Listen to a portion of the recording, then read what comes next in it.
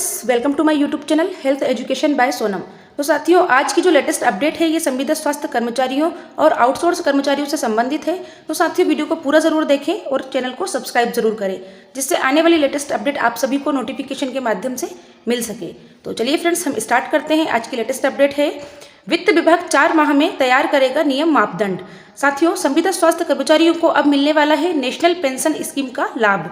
तो इसमें प्रदेश स्तर के सरकारी विभागों में कार्यरत सेवा 2 लाख संविदा स्वास्थ्य कर्मचारियों और अधिकारियों को राष्ट्रीय पेंशन योजना का लाभ दिया जाएगा और इस संबंध में वित्त विभाग द्वारा आवश्यक नियम और मापदंड बनाए जा रहे हैं, जो 3 से 4 माह के बीच में तैयार होंगे। यह जानकारी शुक्रवार को पिछड़ा वर्ग विभाग की राज्य मंत्री कृष्णा गौर ने प्रश्नकाल के दौरान कांग्रेस विधायक श्री नितेंद्र ब्रजेंद्र सिंह राठौर के सवाल में जवाब में दी है।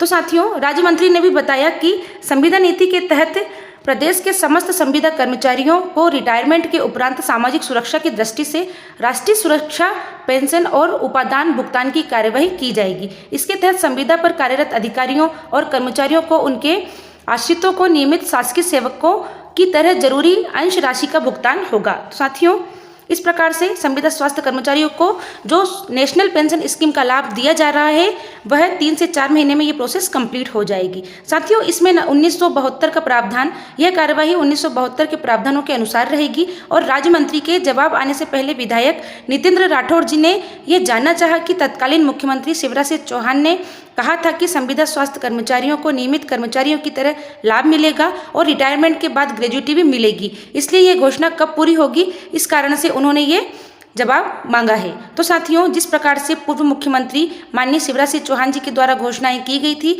वे घोषणाएं अभी तक सिर्फ घोषणाओं में ही है।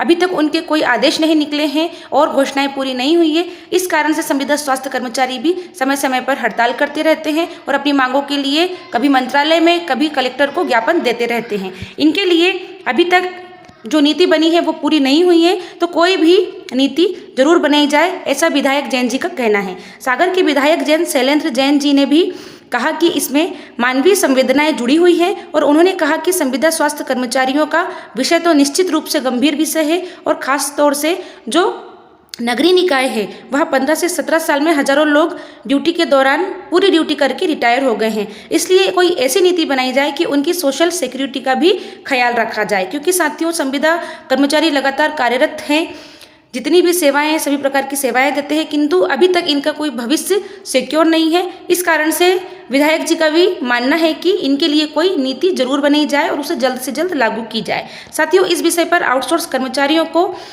इसका लाभ नहीं मिल सकेगा, इसका फायदा तो साथियों देख लेते हैं इसे भी।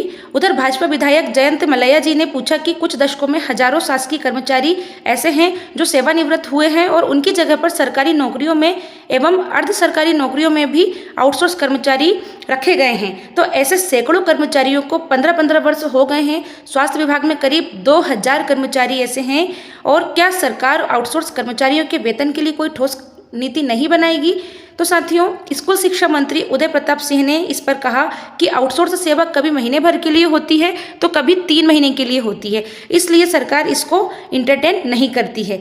लेकिन साथियों, जब आउटसोर्स कर्मचारी भी लगातार प्रयास कर रहे हैं, सेवाएं दे रहे हैं, तो उनके लिए भी कुछ अच्छा होना चाहिए और उनके लिए भी ठोस नीति बननी चाहिए। भुगतान पर ध्यान दें। इस प्रकार से भुगतान के विषय में विधायक जी ने कहा, विधायक दिनेश जैन बोस ने कहा कि कंपनी आउटसोर्स से भर्ती करती है और उसके भुगतान में और आउटसोर्स में जो व्यक्ति काम कर रहा है उसमें काफ़ी अंतर होता है। सरकार इस पर भी ध्यान दे और इनके लिए भी कोई ठोस कदम उठाए, कोई नीति बनाए, क्योंकि साथियों, जितने भी आउटसोर्स कर्मचारी हैं या संविदा स्वास्थ्य कर्मचारी हैं, ये लगातार सेवाएं दे रहे हैं और नियमित कर्मचारियों की भांति ही पूरा काम कर रहे हैं, किंतु इन स्वास्थ्य कर्मचारियों का भी भविष्य सुरक्षित नहीं है। तो इस पर इनके लिए जो ठोस नीतियां बनाई गई है, माननीय मुख्यमंत्री जी, जो पूर्व मुख्यमंत्री शिवराज सिंह चौहान जी हैं, इन्होंने भी घोषणाएं की थी और जो नीति बनाई थी उस पर अमल किया जाए और जल्द से जल्द उनके आदेश निकाले जाएं। तो इसी प्रकार की लेटेस्ट अपडेट साथियों हमारे चैनल के माध्यम से आप सभी को मिलती रहती है। तो चैनल को सब्सक्राइब जरूर करें और वीडियो को ज़्यादा से ज़्यादा शेयर करें, जिससे